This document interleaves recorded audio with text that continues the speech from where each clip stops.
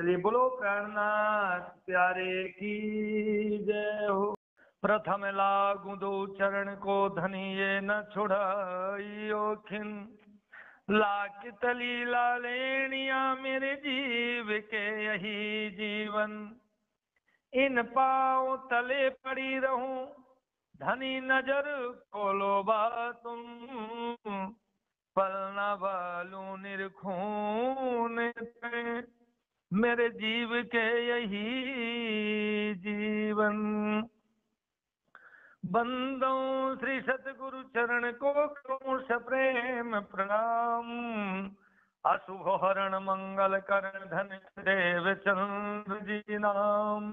श्री प्राणनाथ निज मूल पर श्री मेहराज सुनाम, तेज कुमरी श्यामा जुगल को पल पल करूं प्रणाम। बोलो श्री प्राणनाथ प्यारे की धाम के धनी की। श्री देवचंद्र जी अमल में सास को सुख हुआ अंग, इनकी चर्चा सुनते मावत नहीं उमंग, मावत नहीं उमंग। मेरे प्यारे सुंदर साथ जी, सदगुरु धनी श्री देवचंद्र जी के समय में जब सुंदर साथ उनके मुखार बिंद से बड़ी उमंग के साथ चर्चा सुनते थे तो उनके सुख का पारावार नहीं रहता था। जैसे कि चर्चा कल कर रहे थे, जब स्वामी जी चर्चा करते थे तो सुनकर के सुंदर साथ भी प्रफुल्लित हो जाते थे। जब बंसी की ध्वनि की बात करते थे, कन्हैया की बंसी बजी तो बंसी बजने लगती थी। रास में किस प्रकार से ठुमक ठुमक करके गोपियों के साथ नृत्य करते, जब ये कथा गाते थे तो वो सुंदर नृत्य और वो दृश्य भी दिखाई देने लगता। गांग जी भाई से वही उत्सव रसोई दिन, नित नई नई भातों से वही हुआ अंग में उमंग। गांग जी भाई हर रोज नई से नई उत्सव रसोइयों अनेकों प्रकार से करते थे। उनको सेवा करने की अति उमंग थी। देखिए, जब गांग जी भाई इस प्रकार से सुंदर सेवा करते, बढ़िया बढ़िया भोजन आरोगाते और सदगुरु देव जी की कथा चर्चा जब होती तो ज्यादा से ज्यादा लोगों को बुलाते, सबकी सेवा करते, बढ़िया उत्सव उमंग चलने लगा। कोई नया जो आ वही बीते निज धाम, तो श्री देवचंद्र जी सुख पा वही सोचता कहूँ मैं। और इस प्रकार से जब कोई नया व्यक्ति आता था, साथ में जुड़ता था, तो सदगुरु अति प्रसन्न हो जाया करते थे। कोई नए साथी जो लाभ ही समझाए के दिन में, दिन ऊपर राजी हो वही क्या नेकी करो इनसे। यदि कोई सुंदर साथ किसी को छर अक्षर अक्षराती से भेद समझा करके देवचंद्र जी के चरणों में लाता तो देवचंद्र जी महाराज उस लाने वाले सुंदर साथ से बहुत प्रसन्न होते और सोचते कि मैं इसके साथ कौन सा उपकार कर दूं। इसलिए हे प्यारे सुंदर साथ जी, मानो आज हम सब लोगों को भी ये भाव रखना चाहिए कि ज्यादा से ज्यादा सुंदर साथों को ला करके अपने मार्ग में जुड़वाएं और उससे हमारे गुरु जी को काफी प्रसन्नता होती है, सदगुरुदेव को प्रसन्नता होती थी। दिल में साथ आवन का करे मनोरथ मन, आदर होवे तिनका ये धाम की सयन। देवचंद्र जी के दिल में सुंदर साथ की जागनी के प्रति बहुत प्रबल चाहना रहती थी। जो नया सुंदर साथ आता था तो उसके साथ बहुत आदर का व्यवहार होता था कि यह हमारे परम धाम का साथी है। इन भौम में देखिया साथ धनी श्री धाम, कौन व्रत इन सो करो पूरो मनोरथ काम। श्री देवचंद्र जी के अंदर भाव रहता था कि मुझे इस माया के अंदर परम धाम का सुंदर साथ मिला, मैं किस तरह इसके साथ व्यवहार करूं। जिससे इसकी मनोकामना पूर्ण हो जाए। इनको राजे भेजिया देऊ धाम न्यामत, ये कौन भाको सुख पावही सोई करो मैं इत। इनको श्री राज जी महाराज ने ही माया से निकाल कर मेरे पास भेजा है। तो मैं श्री राज जी महाराज के द्वारा दी हुई परम धाम की अखंड वाणी रूपी नियामत इन्हें किस प्रकार समझाऊं, जिससे इनके संशय मिट जा करके अखंड सुख प्राप्त हो सके। मैं वही उपाय इनके साथ करूं। ये श्री धाम से आए खेल माया का देखन, इनको खबर कछु नहीं पर मैं पहचान संयम। परम धाम से खेल देखने के लिए ब्रह्म सृष्टि आई है और यहाँ आकर परम धाम धाम धनी तथा मुझे भी भूल गई है।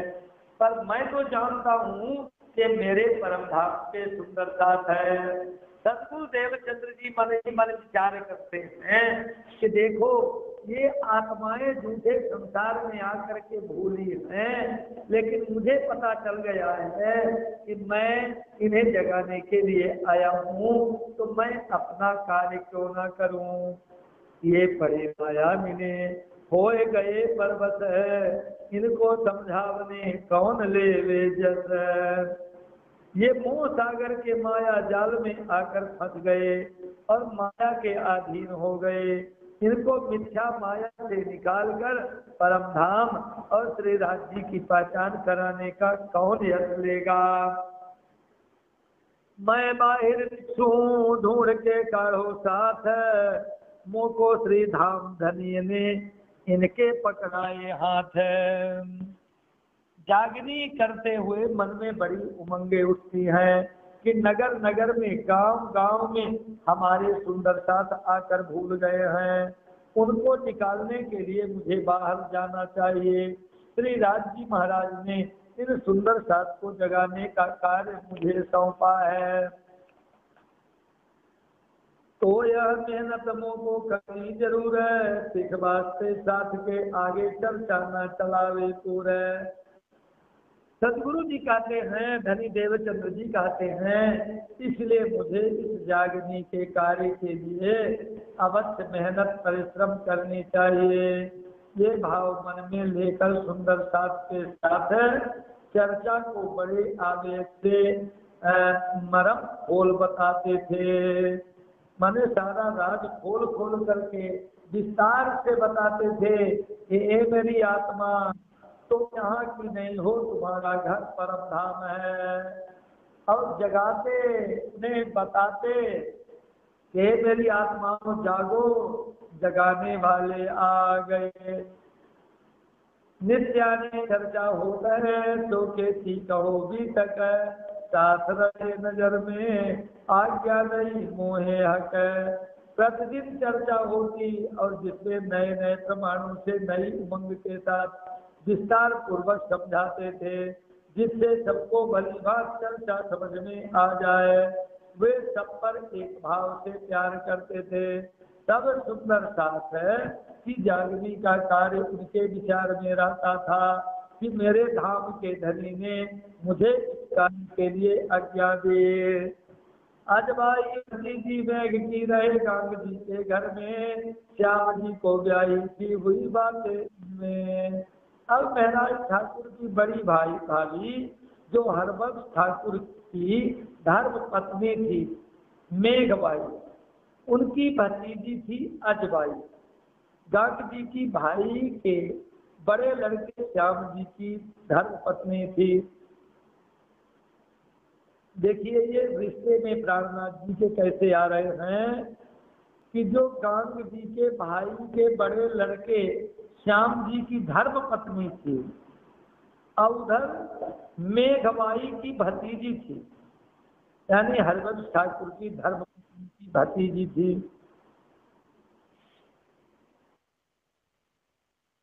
मेघबाई हरबंश के आगे अजबाई, देखे गांग जी के घर में राज की मेहरबानगी आई।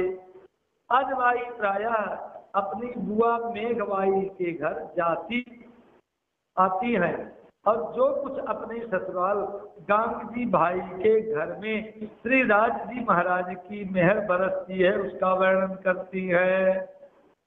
अब देखिए किस प्रकार से जागनी का क्रम चल रहा है।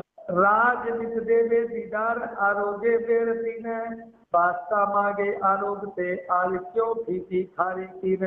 हे मेरे प्यारे सुंदर साथ जी, आज बाई जब जाती थी अपने बुआ के घर में तो वहां जाकर के बताती थी कि ये बुआ अक्षरातीत राजजी महाराज नित्य आकर हम सब लोगों को दर्शन देते हैं। सुंदर साथ जी, जिस समय सदगुरु जी कथा करते थे और भोग लगाते थे तो भोग लगाने के समय में राज जी स्वयं प्रकट हो जाते जी भाई के घर में। और क्या नमक कम है या ज्यादा है,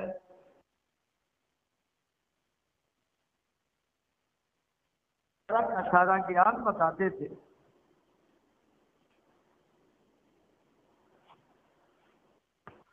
आज मिर्च ज्यादा हो गई, कोई कमी हो गई तो सारा का सारा ज्ञान बताते थे। राज दीदार देवे दीदार आरोग्य देर तीन बादशाह मांगे आरोग्य से आज क्यों फीकी खारी कीन। बताती हैं कि देखिए जब कुछ जरूरत पड़ती तो मांगते हैं कि आप ये चीज मुझे दे दो, दाल कम हो गई है थोड़ा दे दो, या मिर्च दे दो, या नमक कम है दे दो। इस प्रकार से रात की बात भी करते हैं और मांगते भी हैं। तम बोल दे आरोग्य से और मिठाई कई भात जमुना जल अला खत चल दिखावे एकांत। कहते हरी बुआ आरोग्य से समय हमें प्रसाद भी देते हैं और कई प्रकार की मिठाई भी अपने साथ लाते हैं। श्री जमुना जी का वर्णन करते समय उनका अलाखल जल भी बहते हुए देखते हैं हम लोग। जब जमुना जी की बात आती है तो जमुना जी बहती हैं, हम लोग अपने आंखों से देखते हैं। अब तुम्हें विश्वास ना हो तो चलो हम तुमको भी दिखा देते हैं। संयम को कंचन की एक दिन करोड़ी दई कसेड़ी दई कोई दिन कछू दे वही यूं करनी शादी। एक दिन हमको सोने की कसेड़ी भी ला करके दी थी, कभी कुछ ला कर देते तो कभी कुछ ला कर देते। इस प्रकार नित्य ही आनंद मंगल होता है। तुम्हें भी चल करके तुम भी चल करके देखो। आज बाई नित बातें करे दीदार धनी निर्धार हम तो नित देखत है तुमहू करो दीदार। आज बाई कहती है कि बुआ जी हर प्रतिदिन राज्य हम लोगों को दर्शन देते हैं। अब दर्शनों की प्रसन्नता भरी बातें आनंद मंगल भरी लीला का वर्णन करती है।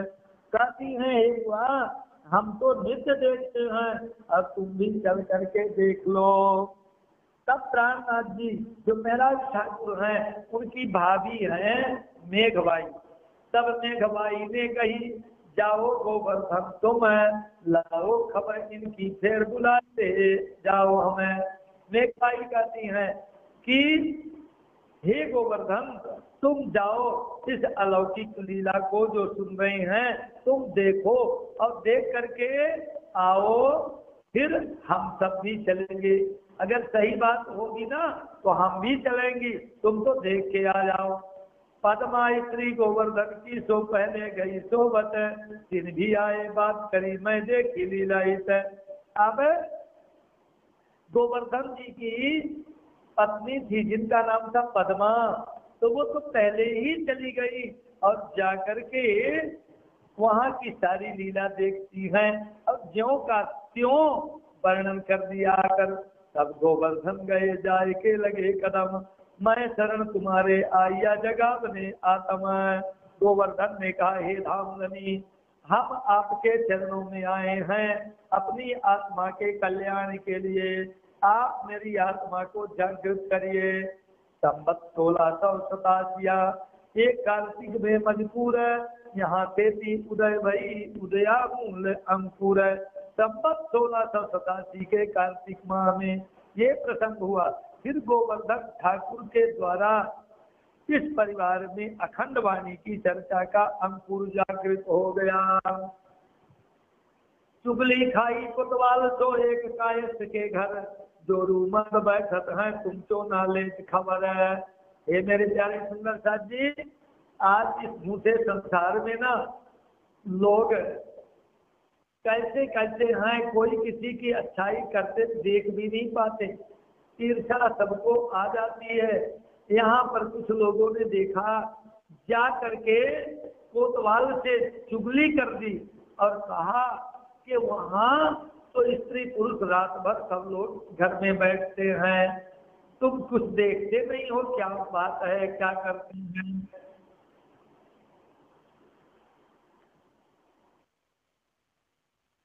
दोए चौकदार पठवाए दिए, तुम जाए लायो बात, मोसो आए जाहिर करो जो कछु होए विख्यात। कोतवाल ने सुनते ही 2 सिपाहियों को भेज दिया। देखिए, जब कथा चर्चा चल रही थी तो कुछ दज्जाल आ गए, दुष्ट प्रवृत्ति के लोगों ने जा करके समझा नहीं कि यहाँ सत्संग चर्चा होती है, वो जाकर कोतवाल को बता दिए। कोतवाल ने 2 सिपाही भेज दिया और कहा जाओ तुम जो है पता करके आओ वहां क्या हो रही है, हकीकत मुझे आके बताओ। तो चुगल दिखाए पीछे गिराए चले आए सामने दीपक, छे न आवे तिनका जहां लगे मन तक। अब चुगल खोर जो था उसने गांग जी भाई का घर दिखा दिया, किसी गांग जी भाई के घर में कथा चर्चा होती है, और स्वयं पीछे भाग गया। लेकिन वहां हुआ क्या, दीपक जलता हुआ देख करके जैसे जैसे वो सिपाही आगे बढ़ते चले गए कि उनको पता ही ना लगा, तो दीपक दिखती चली गई और वो तो दूसरे देश को निकल गए। एक फिराकू, एक पर 4 पहरा, एक तो एक कुएं के चारों तरफ घूमता रह गया, दूजा 12 कोस का पंथ किए जाते, एक तो कुएं का चक्कर ही लगाता रह गया, ऐसी माया भई। अब दूसरा व्यक्ति दीपक देखते देखते 12 कोस तक चला गया, दीपक देखता रहा और दोनों दीपक देखते देखते चले गए। जाए निकटा धरौल में तहाँ भई फजर है, पूछा पनिहारी को मैं कौन गांव देखत नजर है। इधर प्रातः काल हो गया है, तो जाकर राजा धरौल के यहाँ पहुंच गया, दूसरे राज्य में पहुंचा। धरौल राजा के यहाँ तो एक पनहारिन से पूछा कि भाई ये कौन सा गांव है, मैं कहाँ पहुंच गया हूँ। तो उस पनहारिन ने कहा, कैसी बात कहा है कि जो तो होत दीवाना, चार मोहबार जिए का तैने जाना अपना। तब उसने बताया, तुम्हें कैसी दीवानों जैसी बात करते हो, ये मोहवार जी का गांव है, तुमने अपना समझ लिया था क्या। खिंचवाए के पीछे गिरा आया मूर्ख के घर में बड़ी दुचिताई, लगी लड़ाई लग फजर। वह सिपाही शर्मसार हो करके लौट करके वापस घर आया। उन दोनों सिपाहियों के घरों में उनकी गैर हाजिरी से शांति हो जाने के कारण लड़ाई हो गई। अब उधर गया तो घर में भी झगड़ा हो गया। ये कृपा हो गई कन्हैया की कि अब वो सिपाही जो गए थे तो पहले तो रात भर घूमे, तो मर मिटे घूमते घूमते राज जी ने कृपा करी कि उनको घुमा दिया, घूमते रहे। एक कुएं का चक्कर लगाता रहा, एक 12 को दूर चला गया। अब लौट के घर में आए तो घर में भी पति पत्नी का झगड़ा चालू। दोनों के घर में बड़ा जो बढ़िया शोर है, एक दूसरे को पूछत कहो खबर कछु और। हजर को आए के दोनों कहीं भी तक, इन चुगले हमको मारिया लाया दिल में तक। प्रातः काल होते ही दोनों सिपाही वापस घर आए। दोनों ने अपनी रात की घटना सुनाई, जिससे दोनों के दिल में संदेह हो गया, क्या चुगलखोर हमें मरवाना चाहता था। अरे दूसरे के देश में पहुंच गए थे, मारे गए होते। आए कोतवाल से कहा, बातें करी बनाए, जो चुगल हमको मिले तो मारे गर्दनता है।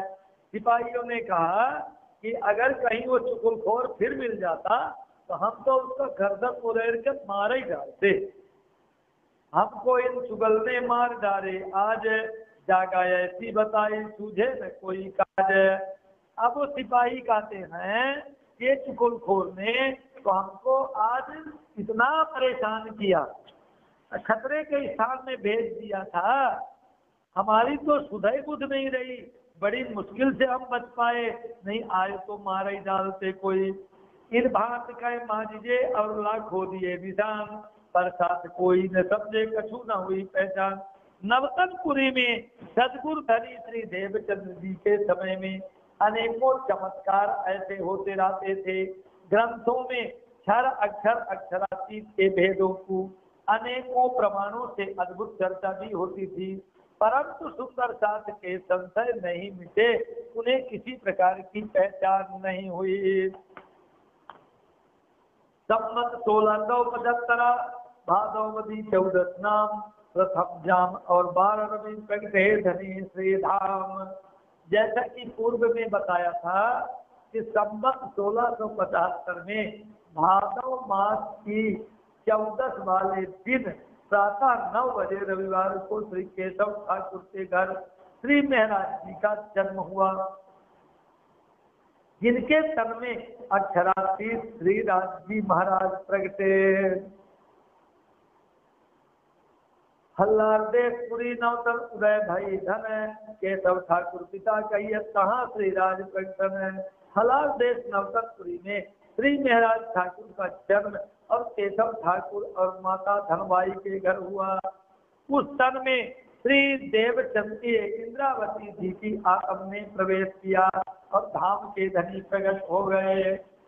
तब भाई धेरे रात है श्यामल जी चर में सिरदार, बड़ा गोवर्धन खाया जो धाम लीला में खबरदार। श्री देवचंद्र जी पुरी नवतन आए यहाँ बसत, असेवा गोवर्धन करे पहुंचा नजीक बखत क्या मत। केशव ठाकुर के 5 पुत्र एक ही परिवार में इकट्ठे रहते थे, सांसारिक नाते से सांबल में सांबल जी बड़े थे, गोवर्धन ठाकुर वैसे भी बड़े थे और उनको श्रीराज जी महाराज के चरण भी पहले प्राप्त हो गए। तो देवचंद्र जी पुरी नवतन आए यहाँ बसत, सेवा गोवर्धन करे पहुंचा नजीक बखत क्या मत। देवचंद्र जी नवतनपुरी में ही गांधी भाई के घर आकर रहने लगे थे। श्री गोवर्धन ठाकुर उनको धाम के धनी जानकर सेवा करते थे, सेवा करते करते ही उनका धाम गमन हो गया। कौन? गोवर्धन। पहले मिला गोवर्धन का देवचंद्र जी से, कहा श्रीराज के दीदार की बातें करे घर में। इस परिवार में से सबसे पहले गोवर्धन ठाकुर ने देवचंद्र जी महाराज के चरणों में शीश झुकाया। वहां पर राज जी महाराज के दर्शन और जो लीला होती थी उसका सब वर्णन भी गोवर्धन ठाकुर अपने घर में सुनाते थे। तब कहा गोवर्धन को मुँहे ले जाओ तुम, कहा ये मुँह सोना हो गई बिना श्री देवचंद्र जी के हुक्म।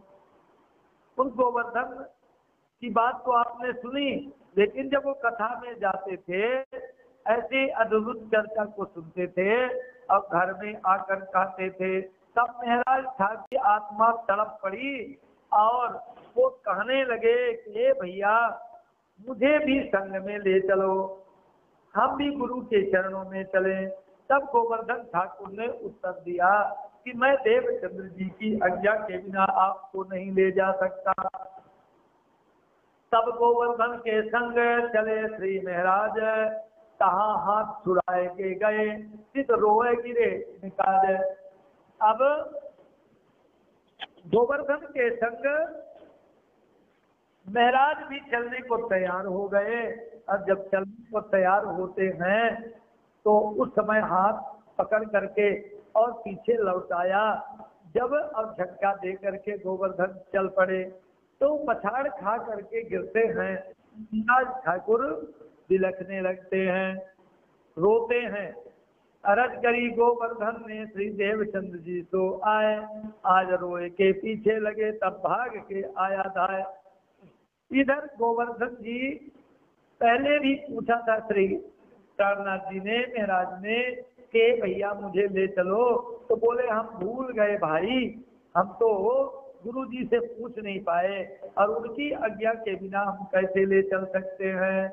और आज जब देवचंद्र जी के चरणों में जा करके निवेदन किया कि गुरु जी, हे सदगुरुदेव, हे प्राणनाथ, मेरा छोटा भाई चर्चा सुनने के लिए रोता रोता मेरे पीछे भाग आया और बाहर खड़ा है।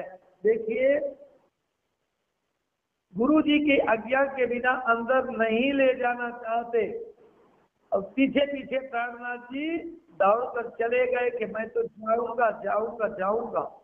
छोटी सी अवस्था में ही सत्संग के लिए इतना प्रेम हुआ। और तब जो है जब गुरु जी से निवेदन किया, तब अज्ञादयी श्री देवचंद्र जी ने लायो बुलाए श्री महाराज, बाल भय बस शोधो भे पूरन काज। तब तुरंत देवचंद्र जी ने आज्ञा दी कि महाराज ठाकुर को अंदर लेके आओ। बाल्यावस्था में हृदय निर्मल होने के कारण आत्मा जल्दी जागृत हो जाती है और सब मनोकामनाएं पूर्ण होती हैं। ध्रुव को चरण भगवान के भाई 5 बरस को प्राप्त, इस बात से श्री महाराज को आबद देव तुम्हें। आज हम लोग विचार करते हैं, अभी हमको मंत्र नहीं लेना है, अभी तो छोटे हैं, जब बड़े हो जाएंगे तब मंत्र लेंगे। भाई देखिए, ध्रुव जी ने तो 5 ही बरस में परमात्मा को प्राप्त कर लिया, प्रहलाद ने तो गर्भ में ही मंत्र प्राप्त है। तो इस प्रकार से हम मंत्र को ये मानते हैं कि बच्चे की शादी करनी हुई, व्रतबंध करना हुआ तो ले लेंगे, इससे कोई मतलब नहीं है। मंत्र है मन को एकाग्र करने का यंत्र, इसलिए जितना जल्दी हो सके ये परम धाम का संदेशा है, परम धाम का टिकट है, तो हमें जल्दी से जल्दी प्राप्त कर लेना चाहिए। तब गोवर्धन श्री महाराज को लेके चले साथ, तब आए चरणों लगे सिर पर धरे हाथ है। अब गोवर्धन जी लेकर के महाराज ठाकुर को गए, अंदर लेकर के पहुंचे और जाकर सदगुरु देवचंद्र जी के चरणों में शीश नवाया। सदगुरुदेव ने दोनों हाथ ऊपर रख दिया, आशीर्वाद दिया। 12 महीना तो होए ता ऊपर भये 10 दिन, तब श्री देवचंद्र जी तो मिले इन पहचाने मोमिन। 12 वर्ष 2 महीना 10 दिन, 12 वर्ष 2 महीना 10 दिन के हुए। तब देवचंद्र जी से महाप्रभु प्राणनाथ जी ने अर्थात महाराज ठाकुर इंद्रावती नाम की जो वासनाएं है उनको ये ज्ञान मिल गया। मिलाप श्री देवचंद्र जी का 184 जी साहेब है, संबत 1687 में 17 कर लो। अब 1687 में श्री महाराज ठाकुर श्री देवचंद्र जी के चरणों में गए, उनका मिलाप हुआ। संबत 1712 तक उनकी सोबत में रहे। संबत 1687 मगधर सुदी 9 में मिला है श्री देवचंद्र जी को भय दाखिल में। संबत 1687 में अगहन सुदी वाले दिन श्री महाराज ठाकुर धन्य श्री देवचंद्र जी के चरणों में गए, सुंदर साथ में शामिल हुए। 12 बरस नाथ दोए, ऊपर भय दिन 4, तब से मिलाप का मापूर्ण हुआ विचार है। जब 12 वर्ष 2 माह और 4 दिन की उनकी आयु हुई तो उनके दिल में मिलने की चाहना होती है। 12 वर्ष 2 माह 4 दिन में मन में उत्कंठा हुई और 6 दिन और बीत गए तड़पते हुए बिलखते हुए, और 12 वर्ष 2 महीने 10 दिन में सदगुरु के चरणों को प्राप्त कर लिया। आय के चरणों लगे तब ही गई निध, तत्क्षण हृदय में आय बैठी जागृत बुद्धि। जिस दिन उन्होंने चरणों में आके शीश झुकाया था उसी समय राज जी महाराज ने मेहर करके परमात्मा की नियामत जागृत बुद्धि उनके हृदय में बिठा दी। साग कुमार ढूंढन की एकांत होए सुनाई बात, मूल स्वरूप उनके हंसत हैं, वो खेल में हैं अपनी जात। फिर धीरे धीरे एकांत में बैठकर श्री देवचंद्र जी महाराज ने भविष्य में होने वाली घटनाओं की जानकारी देने लगे। श्री शाकुंतल और सुकुमार की पर आत्म में परम धाम में हंस रही है, निश्चय ही किसी राज परिवार में होगी, उन्हें तुम्हें जगाना है और अपनी खास आत्माएं हैं वो। मेरे प्यारे सुंदरलाल जी देखिए, आज धीरे धीरे एकांत में बैठा करके देवचंद्र जी महाराज ने महाप्रभु प्राणनाथ जी अर्थात महराज ठाकुर को धीरे धीरे आगे होने वाली भविष्य में घटनाओं की जानकारी दी और शाकुंतल और सुकुमार को जगाने का भार सौंप दिया। तब ये चित्मी ग्रहलयी इशारा है और पुराण का तो देखी श्री देवचंद्र जी ने इन सब बातों को उन्होंने चित्त में रख लिया। यह भी देखा कि देवचंद्र जी के पास पुराण का भी ज्ञान है, सतगुरु साहब जी के पास पुराण वेद सारा ज्ञान था। जब ये महराज ठाकुर ने देखा खोजी बाई अवन को कही रही बाई बात ना जात, तब पूछी श्री जी साहेब जी ये क्या इनमें अपनी बात है। देखिए, एक खोजी बाई करके एक यवन, यवन का मतलब है मुसलमान, तो खोजी बाई करके एक मुस्लिम थी और वो भी आकर के महाप्रभु स्वामी जी सतगुरुदेव महाराज के चरणों में आ गई। अब उसने भी जब नाम जाना और रई बाई की आत्मा मन करके और सतगुरुदेव ने उसे भी तारतम दे दिया।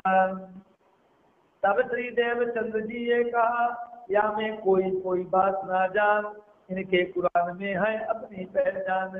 तब महाप्रभु प्राणनाथ जी ने अर्थात महराज ठाकुर ने सतगुरु देवचंद्र जी से पूछा कि हे गुरुदेव, क्या ब्रह्मात्माएं मुस्लिमों में भी आई हैं क्या? तो बताया कि कोई आत्मा मुस्लिमों में भी आ गई है, अर्थात हिंदू मुस्लिम सिख ईसाई कहीं भी वो आत्माएं आ चुकी हैं, इसलिए सबको जागृत करना पड़ेगा। तो हिंदू ने तो वेद पुराण सुना करके जागृत करेंगे, लेकिन जो मुस्लिमों में है उनको मुसलमानी वाली भाषा सुनाएंगे तो उनके समझ में आएगी और वो भी उस ब्रह्म तत्व को जान सकेंगे। लेकिन प्यारे सुंदरलाल जी, ज्यादातर तो ये होता है कि हमारे जो वेदों पुराणों की साक्षियां हैं इन्हें जान करके हिंदू भाई समझ जाए उतना बहुत है। आज तो उस बात को समझने वाले नहीं है, लेकिन रई बाई को स्वामी जी ने जागृत किया था। हम तो इन पुराण को बहुत किया पढ़ाना, पर जाहिरी लोग जो हमको ना दे देवन है। मैंने कुरान को पढ़ने का बहुत प्रयत्न किया, पर जाहिरी मुसलमानों में मुझे कुरान पढ़ने नहीं दिया। स्वामी जी ने बताया महराज को कि मैंने पढ़ने का प्रयास तो किया, लेकिन ये मुस्लिम लोग जो है कुरान को छूने नहीं देते थे, इसके बारिश केवल हम हैं और उसमें लिखी परमधाम की बात है। तुम्हारे आगे कहा तो हो या के पास से सब है, ये बात तुमसे होएगी लीला आगे होए जब है। सदगुरु जी बताते हैं कि महाराज, मेरे तन में लीला करने के बाद जब तुम्हारे तन में बैठेंगे कौन, राज जी महाराज, तो कुरान के सारे भेद तुम्हारे तन से खोल देंगे और इशार से कई धाम की सो सुन के ग्रह लई तब बीच मात्र इन लीला को सो पायो तुम खत्तव। परम धाम के बच्चों की भी थोड़ी थोड़ी चर्चा जो देवचंद्र जी सुनाते थे उसको उन्होंने अपने हृदय में रख लिया। नित्यों चर्चा सुनत है मिलके दो भ्रात, दो प्रेमी भीगे रहे करे मूल निस्बत विख्यात। इस तरह दोनों भाई गोवर्धन ठाकुर और महराज ठाकुर मिलकर चर्चा सुनते थे, आत्मिक संबंध को प्रधानता देकर प्रेम से भीगे रहते थे। एक तो संसार के रिश्ते में भाई भाई थे, दूसरे परमधाम की दिव्य वासना थे, इसलिए इनका प्रेम भी बहुत प्रगाढ़ हो गया था। घर से चले दो मिलके आवे मिलकर साथ, बाध्य उचित अति है तो दो नाते की बात। चर्चा सुनने के लिए दोनों भाई साथ जाते थे, साथ ही मिलकर आते थे। एक दूसरे के प्रति बहुत घना प्रेम था, क्योंकि एक तो सांसारिक संबंध से सगे भाई थे, दूसरा दोनों में परम धाम की आत्माएं थी। तो एक दिन आए घर में बड़ा भाई करत स्नान, कहा तुम बिगड़े दो भाई भय काम काज से अजान। देखिए दोनों भाई का प्रेम तो था ही, दोनों साथ साथ कथा सुनने के लिए जाते थे। एक दिन जब दोनों भाई कुछ देरी से जब घर लौटे तो बड़े भाई थे सावलिया, और सावलिया भाई जो सावलिया ठाकुर थे कुछ अधिक कार्यभार उनको पड़ जाता था, क्योंकि ये दोनों भाई काम काज तो करते नहीं थे, कथा चर्चा में चले जाते थे। तो सावलिया भाई को थोड़ा ज्यादा ही परेशानी होती थी।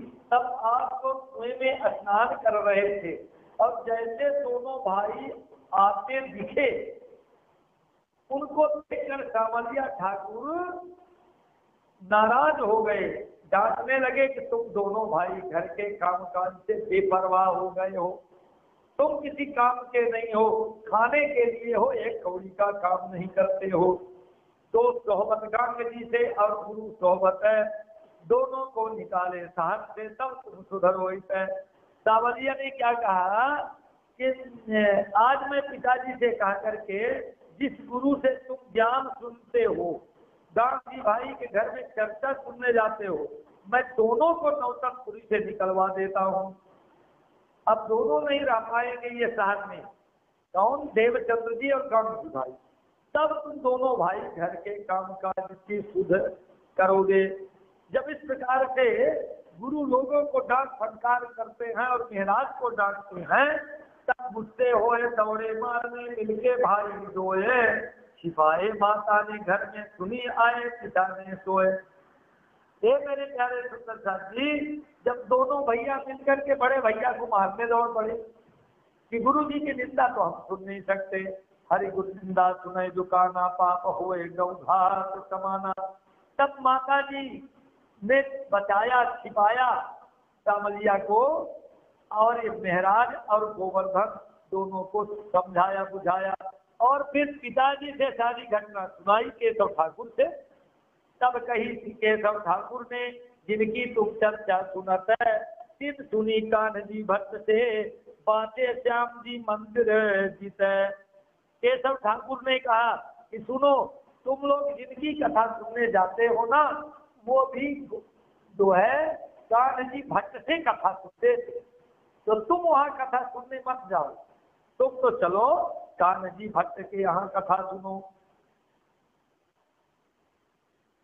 वो श्याम जी के मंदिर में कथा करते हैं, तो वहां तुम कथा सुनो, उतही चल के तुम सुनो तब दियो जवाब इत, जो पूछे ताको दे जवाब, तो हम हमेशा बैठे इत। कान्ह जी भट्ट के पास जाकर चर्चा सुनो। जब ये कहा तो दोनों भाइयों ने कहा पिताजी ठीक है, अगर वो मेरे प्रश्न का उत्तर दे देते हैं तो मैं वही कथा सुनूंगा, लेकिन वो मैं प्रश्न करूं और मेरे प्रश्न का उत्तर दे दे। तो केशव ठाकुर ने कहा तुम क्या जानते हो? अरे वो बड़े ज्ञानी हैं कान्ह जी भट्ट, देवचंद्र जी स्वयं वही कथा सुने थे, तुम चलकर सुनो तो सही। तब पिता ले चले किनके, वो बैठे जाए के ताही, कहीं भट्ट लड़के कछु पूछत देओ जवाब चित दे आई। तब पिताजी अपने दोनों पुत्रों को लेकर के श्याम जी के मंदिर में पहुंचे तथा कहा कि भट्ट जी, मेरे दोनों पुत्र आपसे कुछ पूछना चाहते हैं, इनके प्रश्नों को चित्त देकर सुनिए और इनके संशय मिटाइए। जब कान्ह जी भट्ट से इस प्रकार केशव ठाकुर ने कहा, तब पूछी दो भाई ने भट्ट कितने गुण के लोग। हे मेरे प्यारे सुंदर साथ जी, आप सब लोग भी प्रश्न को सुनेंगे, हमारे गुरु साहब अगर जुड़े हैं ना तो बड़े अच्छे ढंग से इसको सुनेंगे। सभी सुंदर साथ जी किस प्रकार से सदगुरु साहब आज हमारे महाराज ठाकुर और भैया गोवर्धन प्रश्न करते हैं कान्ह जी भट्ट से। क्या पूछ रहे हैं कि गुण कितने होते हैं, सत्य कहो कितने सही, कितने प्रलय आलोक है। तीन बात पूछते हैं कि कितने लोक होते हैं, गुण कितने होते हैं और तत्व कितने होते हैं। और इतना ही नहीं, एक बात और बता दे कि प्रलय कितने हैं, प्रलय कितने प्रकार के होते हैं। तब तो तीन गुण थे, चौथे गुण नहीं। कान्ह जी भट्ट बोल पड़े कि तीन गुण थे, चौथे गुण नहीं। 5 थे छठो न तत्व, 14 थे लोक नहीं, 15 और प्रलय 4 है सत्य। ये मेरे सुंदर साथ जी क्या बताया कि 3 गुण है, 3 से चौथा कोई गुण नहीं है। कौन कौन 3 गुण है? सतोगुण, रजोगुण, तमोगुण। 5 तत्व हैं, पृथ्वी जल अग्नि वायु आकाश, ये 5 तत्व हैं। 14 लोक हैं, मृत्यु लोक के नीचे 7 लोक, अतल वितल सुतल तलातल महातल रसातल पाताल, भूर भुवा स्वा महा जना तपा सत्यम, ऐसे 14 लोक है। तो 14 लोक से 15वां कोई लोक नहीं है। और 4 प्रकार के प्रलय हैं। 4 प्रलय कौन है? नित्य प्रलय, नैमित्तिक प्रलय, प्रकृति प्रलय और अत्यावधिक महाप्रलय। ऐसे 4 प्रलय होते, इसके सिवा कुछ भी नहीं। तब तो सदगुरु स्वामी मेहराज ठाकुर ने प्रश्न किया कान्ह जी भट्ट से, तो कहो पार ब्रह्म रूप जो सो रहत कौन ठौर, कहीं क्षीर समुद्र अक्षय बट पर रहे अंगुष्ठ मात्र न और। कहा, दोनों भाइयों ने पूछा कि महाराज परब्रह्म परमात्मा कहाँ रहते हैं? जो परब्रह्म परमात्मा है वो कहाँ पर रहते हैं? तो क्या समझाया कि अंगुष्ठ मात्र में वो अक्षयवट वृक्ष पे, है ना, जो है क्षीर सागर में बट के पेड़ के एक पत्ते के ऊपर अंगूठे के बराबर रूप धारण करके उस समय वहीं शयन करते हैं। मतलब कोई ठिकाना यहाँ पर जब इस प्रकार से समझाया कि वहीं पर शयन करते हैं, इसके सिवा कुछ नहीं रह जाता है। तब तो सतगुरु साहब ने और गोवर्धन जी ने प्रश्न किया, महाराज जी चौथे गुण तुम ना कहो, छठो सत्य ना होए, नहीं 15 रहो कौन ठौरवा सोए। जब आपने 3 गुण से चौथा गुण नहीं कोई है ऐसा बताया, 5 से 6वां तत्व तो नहीं है ये भी बताया, 14 से 15वां कोई लोक नहीं बताया, तो ये बताइए कि 4 प्रकार के प्रलय में तो सब नष्ट हो जाते हैं। तो जब ये 14 लोक नष्ट हो जाते हैं तो वो अक्षयवट वृक्ष कहाँ रहता है? तब भट्ट जी की सुध बुध गई कहिए, जवाब ब्रह्मा से न हो, तब कही कहाँ पिता ने तुम्हारे चित आवे करो सोए। देखिए, आज यही श्री कृष्ण प्रणामी भक्ति मार्ग का हमारा ज्ञान है कि हम कहाँ की बात करते हैं। देखिए, जब ये 4 प्रकार के प्रलय होते हैं तो ये संपूर्ण ब्रह्मांड नष्ट हो जाता है। 3 गुण के 3 देवता ब्रह्मा विष्णु शंकर सतोगुण रजोगुण तमोगुण ये भी सब समाप्त हो जाते हैं। हे मेरे प्यारे सुंदर साथ जी, तब वो परमात्मा कहाँ रहते हैं बताओ? तो भट्ट जी की बुद्धि बिगड़ गई और कहा, ये प्रश्न का उत्तर तो तुम्हारे ब्रह्मा भी नहीं दे सकते, मेरी क्या बात है। तब तो पिताजी ने बेटों की ओर देखा और कहा, बेटे अब तुम जहाँ मर्जी हो वहां कथा सुनने जाओ। क्योंकि कान्ह जी भट्ट उत्तर तो दे नहीं पाए। या भात नवतरपुरी में भाई दो भाई के चर्चा के और दो भीतर कहा लो कौन भयो प्रेम दो में जोर। इस प्रकार दोनों भाइयों की चर्चा हुई। तब उन बातों का वर्णन कहाँ तक करूं? दोनों भाइयों का प्रेम दिन प्रतिदिन बढ़ता चला जा रहा था। बरस 24 मास 10 ऊपर भये 5 दिन, कहा लो सोहबत रहे बीच गुरु मोमिन। 24 वर्ष 10 माह और 5 दिन दोनों भाई मिलकर सुंदर साथ में रहे। संबत 1700 बरोत्तरे भादो मास उजाला पख चतुर्दशी बुधवार की हुए दृष्टि अलग है। संबत 1712 भादव मास की सुधी चतुर्दशी बुधवार को देवचंद्र जी का धाम गमन हो गया। रहे लौकिक काम में थे बाजीर के कामदार, लौकिक में से जुड़े हुए रहे परवरदिगार। संबत 1712 तक मेहराज ठाकुर सांसारिक कार्य में बाजीर के कामदार का कार्यभार संभाल रहे थे। फिर सब सांसारिक कार्यभार छोड़ करके राज जी महाराज की ही सेवा में आ गए। महामत गए मोमिनो जिन पर हुआ मेराज, तो खासर खास उम्मत है अब तन मारदार हक। आप धाम के धनी प्राणनाथ जी महाराज फरमाते हैं कि जिन पर धाम के धनी राज जी महाराज की मेहर होती है वही परम धाम के खासर खास मोमिन है। वो अपने आप को माया से पीठ दे करके भी राज जी महाराज के जागने के कार्य में समर्पित हो जाते हैं। 13 वर्ष माया मिने था ऊपर लौकिक बोझ है, श्री राज तरफ रहता है रमे बीच कौशल हो जाए। संबत 1690 से लेकर 1703 तक 13 वर्ष में महराज के ऊपर घर का सांसारिक बोझ था। श्री देवचंद्र जी के मुखार बिंद से चर्चा सुनकर राज्य के स्वरूप श्रृंगार और 25 पक्षों की चितवनी में उनका चित्त लगा रहता था। चर्चा नित्य विचार ही मन में बढ़ो विलास, नित प्रत्यय श्री राज सो करत विनोद कह हाथ।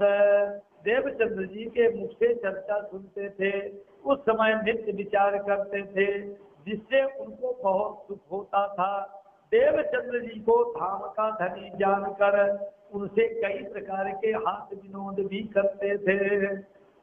एक दिन श्री महाराज को दिल उपजो ये विचार, हम आए अरब से भेजे परवरदिगार। एक दिन महाराज ठाकुर के दिल में यह विचार आया कि हम सबकी आत्मा परम धाम से आई है तथा हम सबको श्री राज जी महाराज ने खेल देखने के लिए भेजा है, तो हमारी हुज्जत राज सो कछु न चलत है, हम क्यों न देखें धाम को अपनी जो बीतक है। तब हम सबकी आत्मा के धनी एक श्री राज जी महारानी हैं, तो इस खेल में मुझे परम धाम तथा अपनी पर आत्म क्यों नहीं दिखाई देती? क्या हमारा खेल में राजी से नाता नहीं रहा? देखिए महाराज ने क्या सोचा कि जब परम धाम से आत्मा झूठे संसार में आई है खेल देखने के लिए, तो हमें राज जी महाराज दिखते क्यों नहीं है? मन में प्रश्न आया।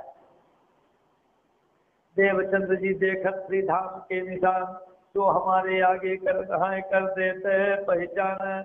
हमारा धनी धाम का क्या तिनसे ये ना हुए, हमें अरथ भीम की ठौर दिखावे सोए।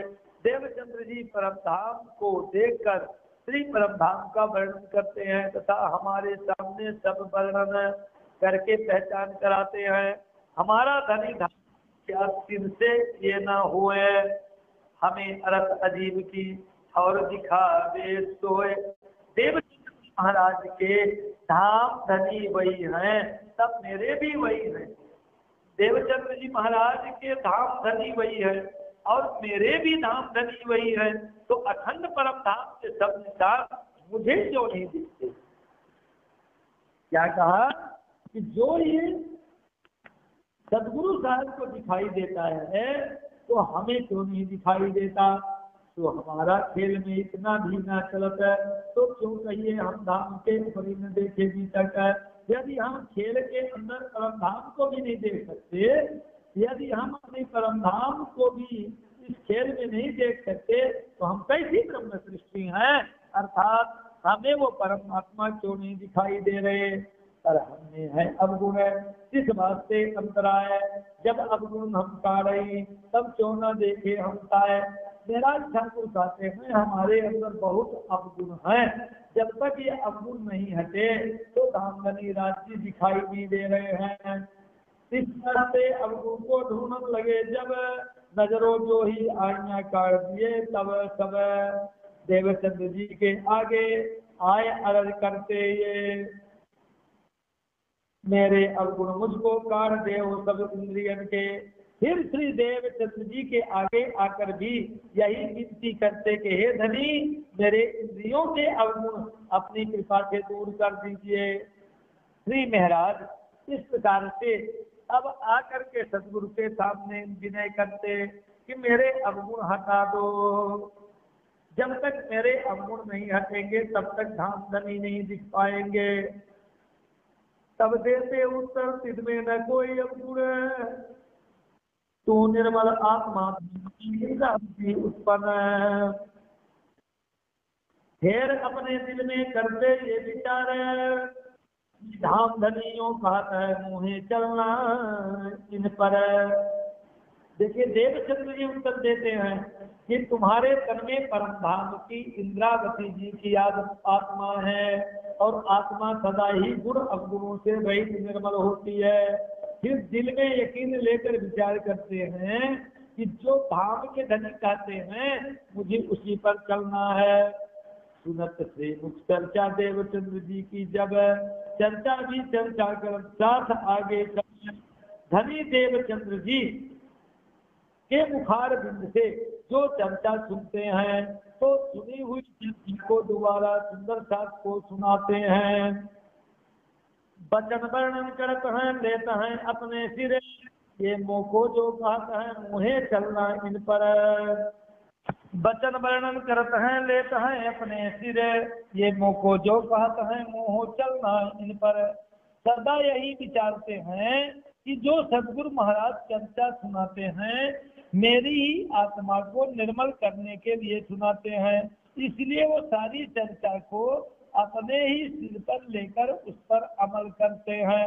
मेरे प्यारे सुंदर साथ जी, आज हम लोग चर्चा सुनते हैं तो सुनते हैं इस काम से सुना उस काम से भगा दिया, लेकिन महाप्रभु प्राणनाथ जी महाराज ठाकुर सदगुरु के द्वारा चर्चा सुनते हैं और जो कहते हैं सुनाते हैं वही अमल करते हैं, वो ऐसा ही जीवन व्यतीत करते हैं। या विचार करके साथ को दिखावत, अपने दिल विचारत ये मोहे करना इत। चर्चा सुनकर दिल में विचारते हैं, सुंदर शास्त्र को कहने से पहले स्वयं करके दिखाते हैं। इस बात से अपने मन पर करते बड़ा जुल्म, कष्ट अपने आकार को जगावे अपनी आत्मा। इस बात से अपने मन को कसौटी पर रख करके अपनी सभी इच्छाओं को मिटा देते हैं। अपनी आत्म को जगाने के वास्ते शरीर से कटनी भी करते हैं। क्या करते हैं? उतरता आहार घटाइया रहा पैसे भर दोए, बल घटा इंद्रियन को सूख चला आकार सोए। देखिए सतगुरु साहब की आज्ञा पा करके उनके आदेश के अनुसार इंद्रियों का दमन करने लगे, भोजन करते हैं। अब भोजन को इतना घटा दिया कि शरीर बिल्कुल दुबला पतला हो गया है, शक्ति घट गई, शरीर बिल्कुल सूख गया। नैनो नीर झरत है जब लो चर्चा धाम, रंग जर्दी का आईना और न सूझे काम। जब कथा सुनते हैं चर्चा सुनते हैं, चर्चा सुन करके परम धाम के विराग के प्रसंग और नेत्रों से झरझर आंसुओं की झड़ी चलती है। ढूंढत फिरे अब तुमको अजू मेरे रहे और या मेरे घर में राया पहुंचाऊं आदि था। फिर अपने अवगुण ढूंढने में लगे हैं कि जरूर मेरे अंदर कोई न कोई अवगुण है, इसीलिए धाम धनी नहीं मिल रहे हैं, दर्शन परमात्मा नहीं दे रहे हैं। तो मेरे घर में सोने चांदी वस्त्र आभूषण और भी जो सामग्रियां हैं उन्हें ले जा करके बेच करके और सदगुरु के चरणों में देते या उन्हें सदगुरु महाराज के चरणों में पहुंचा देते। जो तब घर में भूखन कोई रहा स्त्री के पास, तो भी अवगुण आया दिल में खास। उन्होंने वस्त्राभूषणों को खास अवगुण जान करके सदगुरु महाराज के चरणों में पहुंचा दिया। जो भी उनके पास वस्त्राभूषण से में अर्जी की कि हे धनी अब मेरे अंदर और क्या अवगुण, कृपा करके निकाल दीजिए ताकि मेरे मन को शांति हो। जो भी पाते वही ले जाकर गुरु जी के चरणों में देते और कहते और अवगुण कोई हो उसे भी हटा देते हैं।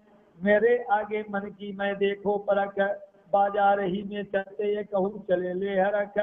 बाजार में जाते परीक्षा लेते कि मेरा मन किधर जाता है। कभी कभी मन में अगर ऐसी इच्छा होती ना कि रसगुल्ला खाने की इच्छा है तो लाल लाल मिर्चा लेकर के खा जाते। लो ये जिभ्या रसगुल्ला खाना चाहती है तो उसे मिर्चियां खिला देते। मन को मारने का प्रयास करते। पारख ऐसी करे मन की कीजे बहुवचन, अजहू रही सरीखी मान रे चंडाल मन। इन भांत अंग को देख कसौटी जोर, अरज करते अंग की चितना हुआ मरोर। राह माहे चलते कोई सामे मिलिया आरे, तो मुंह फिराए के चले जिन बीच पड़े परवरदिगार। यदि राह में चलते समय कोई मित्र सामने आ जाता, आत्मा आता हुआ नजर आता तो उससे मुंह फिरा कर चल देते।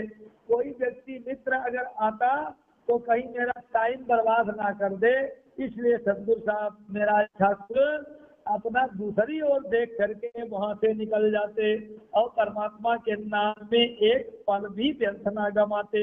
हर समय परमेश्वर का नाम चिंतन करते, निज नाम का जप करते। जितने समय तक मैं इससे बात करूंगा उतने समय में अपने धाम धनी के चरणों से जुदा हो जाऊंगा।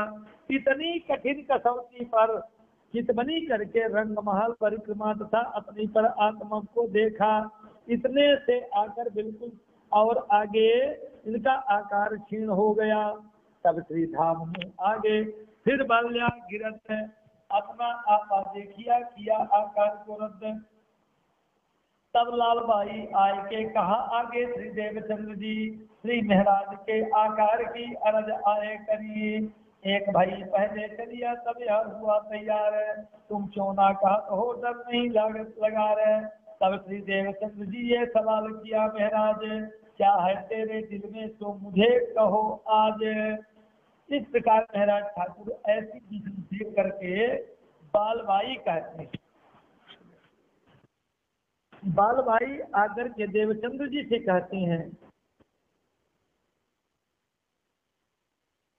क्या कहती हैं कि देखो ना गुरुदेव प्राणनाथ जी महाराज का शरीर किस प्रकार से हो रहा है। ये धाम के धनी एक भाई तो गोवर्धन तो पहले ही धाम चले गए, ये भी चलने की तैयारियां कर रहे हैं, तो क्यों नहीं इनको समझाते हो। क्या आपको इनके मरने का डर नहीं लगता। तब श्री देवचंद्र जी ये सवाल किया महाराज क्या है तेरे दिल में सो मुझे करो आज। देवचंद्र जी की आज्ञा से बालबाई श्री महाराज को बुला कर लाई। देवचंद्र जी ने उनसे पूछा कि तेरे दिल में क्या बात है, इतनी कसौटी क्यों कर रहे हो, मुझे स्पष्ट बताओ। तो महाराज ने कहा कि मेरे अवगुण मुझको दिखाए देओ तुम। तब कहा मुझको क्या पहचानत आत्म। ये मेरे प्यारे सुंदर साथ जी, जब महाराज ठाकुर से बालबाई जब बुला कर लाती है महाराज को सदगुरु के पास, सदगुरु देवचंद्र जी ने महाराज ठाकुर से पूछा अरे महाराज तुम ये बताओ इतनी बड़ी कसौटी क्यों कर रहे हो, तुमको ये परेशानी क्यों, किस बात की, तुम्हारा शरीर इतना क्षीण क्यों होता जा रहा है, बताओ। तुम मेरे अवगुण मुझको दिखाओ तुम। तब महाराज ठाकुर ने कहा हे गुरुदेव, हे सदगुरु, हे धामधनी, मेरे अंदर जो अवगुण हैं उन अवगुणों को मुझे दिखा दीजिए। ब्रज की बातें सुनते पानी झरत है नैन। तब श्री देवचंद्र जी कहा क्यों रहे तब सुनते वह, यदि मेरे कहे अनुसार तुम्हारी आत्मा परम धाम की निर्मल आत्मा नहीं है तो जब तुम ब्रज राज की चर्चा सुनते हो तो तुम्हारे नेत्रों से पानी क्यों झरता है। क्या तुम श्री राज जी के हुक्म के बिना शरीर छोड़ सकते हो, यदि यह तुम्हारे बस में है तो तुमने शरीर क्यों नहीं छोड़ दिया। कहा मेरे आगे धाम की बात करो जब तुम तब पानी नैना झरे सुख पाऊं को मैं धनी। प्राणनाथ जी ने क्या कहा कि जब मैं आपके मुख से परम धाम की सत्ता सुनता हूँ तो मुझे दुख होता है, जिससे मेरे नेत्रों से नीर झरता है। यदि आप हुक्म करें तो मैं भी परम धाम देख सकता हूँ। तब बालबाई ने कहा, क्या पहचान धनी धाम, जो ये बात लौकिक है, तिनसे हो वो पूर्ण मनोज का। बालबाई ने कहा कि तुमने फिर धाम धनी को पहचाना ही क्या? परम धाम दिखाना कोई संसारिक चमत्कारिक लीला नहीं है, जो तेरी मनोकामना पूर्ण हो जाए।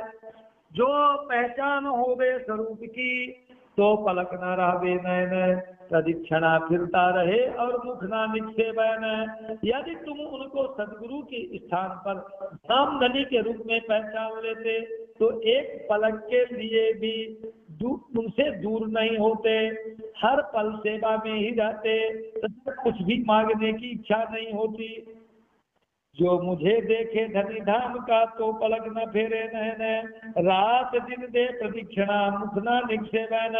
तब देवचंद्र जी ने अपने मुख से ही कह दिया कि यदि तुम मुझे अपने धाम धनी के रूप में पहचान लेते तो एक पलक के लिए भी मेरे चरणों से दूर नहीं होते, बल्कि हर पल सेवा में लगे रहते, तब कुछ मांगने की भी चाहना नहीं रहती।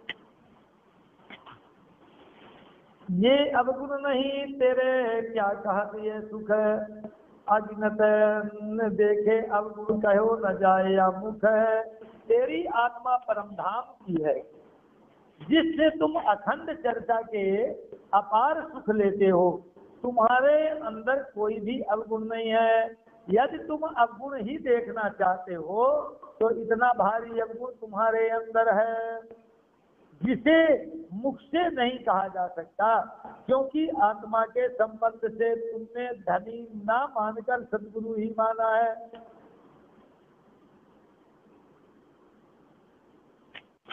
क्या बता दिया कि अगर तुम अवगुण देखना चाहते हो तो इतना भारी अवगुण तुम्हारे अंदर है क्या, जिसे मुख से नहीं कहा जा सकता, क्योंकि आत्मा के संबंध से तुमने धनी ना मान करके सदगुरु माना है।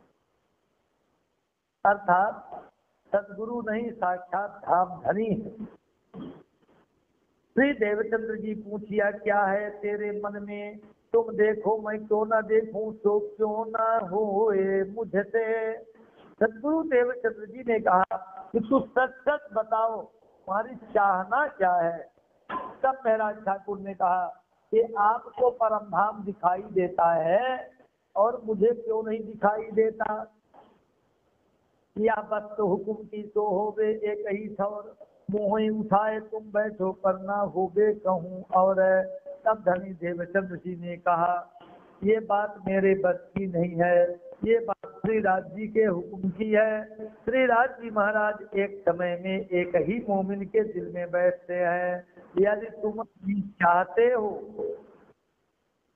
तो मुझे अभी मार दो, तब राज जी महाराज तुम्हारे तन में बैठ जाएंगे, अन्यथा जब तक मेरा तन है तब तक श्री राज जी अन्य किसी तन में नहीं बैठ सकती। सुंदर साथ जी, आपने सुना जब इस प्रकार से धाम धनी सदगुरुदेव महाराज ठाकुर को समझा रहे हैं कि धाम धनी परमात्मा तो एक ही तन में बैठेंगे, अब अगर मेरे तन में बैठ चुके हैं तो अब मेरा तन जब छूटेगा तो तुम्हारे तन में बैठेंगे, तब तक तो इंतजार ही करना पड़ेगा। तब चित पीछा पड़या हुआ मनोरथ भंग, घेर के विचार किया श्री देवचंद्र जी संग। तब उनके मन में बहुत दुख हुआ, उस चाहना को मन से निकाल दिया। अब मनोरथ समय पूर्ण नहीं हुआ, वह मनोरथ उस समय पूर्ण नहीं हुआ। तब बालबाई ने देवचंद्र जी से मिलकर महाराज ठाकुर के लिए विचार विमर्श किया। इन्हें काम दी जय माया का, तब पीछे हटे चित्त, कहा मैं हुकुम करत हो जाओ श्री महाराज चित्त। अब जब महाराज ठाकुर इतना व्यस्त हो गए तो क्या हुआ, बालबाई ने कहा कि जब ये परमात्मा के भक्ति में इतना रत हैं, अपने तन को बिल्कुल क्षीण कर चुके हैं, तो ए सदगुरुदेव धामधनी, इनको आप कोई काम दे दो, किसी काम में रत हो जाए तो ये थोड़ी भक्ति से कुछ किनारे हो जाए। इन्हें काम दीजिए माया का तब पीछे हटे चित्त, कहा मैं हुक्म करत हो जाओ श्री महाराज चित्त। तब बालबाई ने कहा हे धामधनी, इनको सांसारिक सेवा का काम दीजिए जिससे वैराग्य हट जाए। और देवचंद्र जी ने अपने एक कार्य के लिए महाराज ठाकुर को हुक्म दे दिया। तब गुजरात भेज दिया, एक बहाना ले जब चले गुजरात को जो स्थिर से महामत कहे ए मोमिनो सुनियो या अभी तक आगे फिर कहा तो हो जो अब है हक है। आप धामधनी प्राणनाथ जी फरमाते हैं, हे सुंदर साथ जी, इस बीतक को सुनने के विचारना, फिर जो भी राज जी महाराज का हुक्म हुआ है वो वृत्तांत को कहता हूँ। प्रकरण 14-54 320 है। बोलो श्री कृष्ण कन्हैया लाल की। खेता भाई के कार्य हेतु अरब को भेजना। संबत 1700 किलोत्तरे हुक्म हुआ श्री राज, गांग जी भाई के काम को तुम जाओ श्री महाराज। संबत 1703 में धनी श्री देवचंद्र जी ने श्री महाराज ठाकुर को श्री गांग जी भाई के कार्य के लिए अरब जाने का आदेश दिया। खेता भाई गांग जी का गया है बरारब, 25 वर्ष इनको भय तुम सीता बचाओ तब। हे प्यारे सुंदर साथ जी, संबत 1703 में धनी देवचंद्र जी ने महाराज ठाकुर को श्री गांग जी के भाई के कार्य के लिए अरब जाने को आदेश दे दिया। क्या कहा?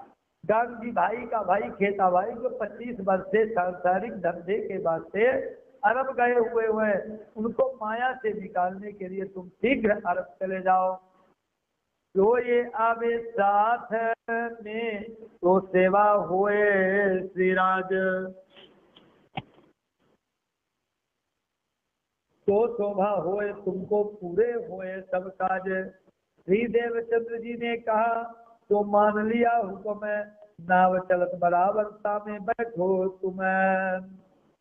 यदि उनकी आत्म अपने द्वारा जागृत हो गई तो राज जी महाराज की सेवा का बहुत बड़ा कार्य होगा। इस कार्य की शोभा आपको मिली है। सब गांग जी भाई के भी सब कार्य पूरे हो जाएंगे। जैसे ही धनी श्री देवचंद्र जी का हुक्म हुआ, उसे सिरोधार्य कर अरब जाने के लिए तुरंत तैयारी कर ली। देवचंद्र जी ने कहा, नवतनपुरी से नाव सीधी अरब जाती है, उसमें तुम बैठ जाओ। माह फागुन के बीच में नाव चले जब, 140 दिन में पहुंच ही जाए बरा अरब तब। फागुन के महीने में नाव पर सवार हुए और 40 दिन की समुद्री यात्रा के पश्चात अरब पहुंच गए। खेते को आए मिले दई पाती हाथ है, बहुत सुख पाइया राखो अपने साथ है। अब खेता भाई के यहाँ जाकर मिले, क्योंकि गांधी जी के भाई थे खेता भाई, तो खेता भाई से जाकर के मिलते हैं और सतगुरु का पत्र देते हैं। पत्र पाकर खेता भाई प्रसन्न हुए और महाराज ठाकुर को अपने साथ रख लिया। कारभार मखार का सारा सौंप दिया, तुम नौतनपुरी को चलो दुनी बहुत जमा किया। खेता भाई जी ने अपने व्यापार का कुल कार्यभार महाराज ठाकुर को सौंप दिया। तब कार्य करते समय श्री महाराज ठाकुर खेता भाई को ज्ञान चर्चा सुनाते हैं कि तुमने बहुत धन संपत्ति इकट्ठी कर ली है, अब तुम इस पद को लेकर नवतनपुरी चलो। श्री तारतम की बातें सुनाई बहुतक है, अब उनको छाट न ला गई, आज सब कही अपनी बीतक है। श्री महाराज ठाकुर उनको क्षर अक्षर अक्षरातीत से भेद तथा परब्रह्म की पहचान से संबंधित अमोघ वाणी चर्चा सुनाते हैं कि माया मिथ्या है, अखंड सुख तो परम धाम में ही है। परंतु भाई को एक शब्द भी चोट नहीं लगी। उल्टा कितने संकटों से माया इकट्ठी की है, उसका ही राग अलापता रहता है। हर समय देखिए, सोते ताही जानिया, जो गया जहां लो चल। जो जहां का होगा, जितनी दूरी का ज्ञान प्राप्त होगा, उतना ही दूरी वो मंजिल तय कर पाएगा। खेता भाई को प्राणनाथ जी बहुत समझा रहे हैं कि अपने घर चलो, ये माया में मत उलझो, ये धन संपत्ति तुम्हारे काम नहीं जाएगी, चलो सदगुरु के चरणों में। लेकिन खेता भाई तो वही बताते, हम इतना धन कमाए, यहाँ रखे, ये काम किए, वो काम किए। उनको उतले चलो सो सेवा हो श्रीराज, भाई है गंग जी का, इनसे होता है काज। मेरा ठाकुर जी कहते हैं कि सारे धन को लेकर के और नौतनपुरी चलो, इससे अपने परिवार तथा भाई कुटुंब का पालन होगा, राज जी महाराज की सेवा का तुम्हें काम मिलेगा।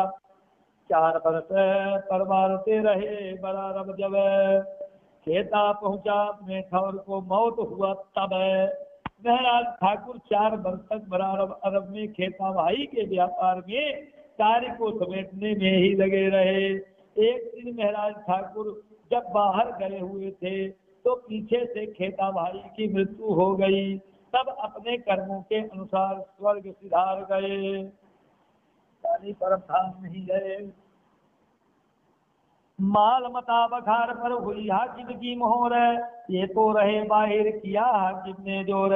महाराज ठाकुर के घर न होने के कारण से खेता भाई जी के गोदामों पर वहां के हाकिम शेख सल्लाह ने लावारिस संपत्ति समझकर अपनी सील मोहर लगा दिया। जिसके लिए सदगुरु ने भेजा था बचा के लाओ, आखिर में वही हो गया।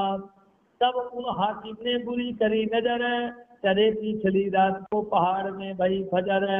जब महाराज ठाकुर वापस आए तो उन्होंने वहां के हकीम को स्वयं भाई होने के नाते प्रार्थना पत्र दिया। उस प्रार्थना पत्र को देखकर वहां के हकीम की दृष्टि भी महाराज ठाकुर को मरवाने की हो गई। इसको मार दिया जाए और सारी संपत्ति ले ली जाए। इस बात की सूचना मिलते ही महाराज ठाकुर रात्रि को ही बादशाह से फरियाद करने के लिए घर से निकल पड़े। राता होने से पहले ही पहाड़ी क्षेत्र में पहुंच गए। यहाँ से दी जाए के पहुंचे सुल्तान इमामा, फरियाद करी 2 मास लो, 20 ठेके के काम है। वहां से चल करके बगदाद, जहां अरब की राजधानी थी, वहां बादशाह से खेता भाई के धन की फरियाद करने के लिए पहुंचे। 2 माह तक दरबार में सब दरबारियों को प्रार्थना पत्र देने का प्रयास किया, परंतु किसी ने भी उनकी एक नहीं सुनी। जब उस बात से पीछे फिरे एक मिला आरब, 3 आगे भी तक कहीं चिन्ह लिख दिया।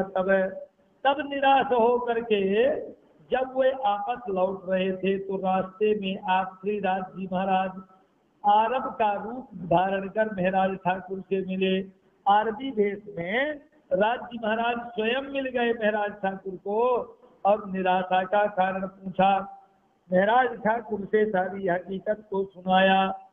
आरब के भेष में आए हुए राज जी महाराज ने एक पत्र लिख करके दिया। हिम्मत करके कहियो जब नित्य सुल्तान है, तब छेड़ा पकड़ के या सुनाइयो कान है। उन्हें अच्छी तरह से समझा दिया कि बादशाह जब नमाज के लिए निकले तो डरे भी ना, हिम्मत करके उसका पल्ला पकड़ करके मेरा पत्र देकर उनसे कहना, सुनाना, ये पत्र दे देना और ये बात कहना कि मेरे गले में भी सो मैं डालत हूँ गले तुम लेऊं हिसाब रोज ईद के जब होबे हुक्म है।